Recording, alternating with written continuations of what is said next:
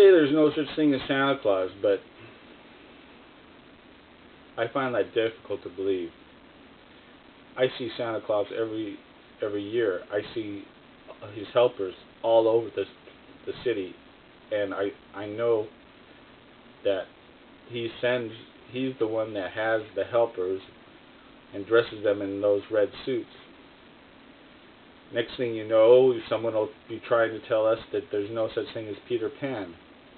And we know there's such a thing as Peter Pan because in the supermarkets, Peter Pan's peanut butter is sold nationwide in the United States.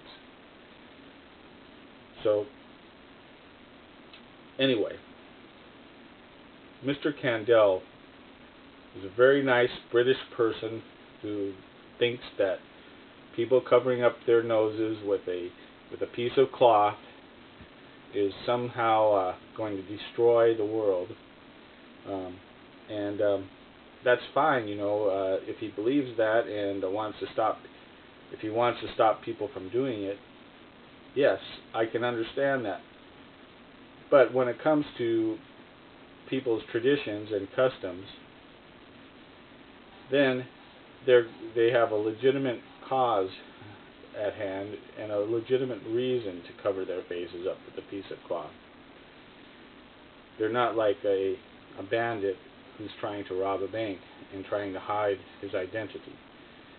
The reason they cover up their faces isn't to hide their identity. No, it's not. It's not to hide their identity. It's because they believe a certain way and their ancestors believed a certain way, and they've been doing this, living in this way for hundreds and hundreds of years, and this is their way of life. Now, to tell someone not to follow their own customs and their own traditions and their own way of life goes against everything that modern society accepts. So Mr. Candell, even though he's a very nice British man from England, he only thinks that these people are trying to hide their identities. But they're not trying to hide their identities.